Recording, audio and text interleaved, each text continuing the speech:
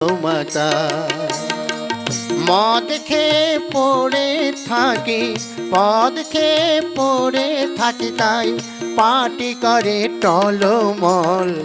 সবাই বলে আমি নাকি বিশ্ব মাতাল, সবাই বলে আমি নাকি বিশ্ব মাতাল।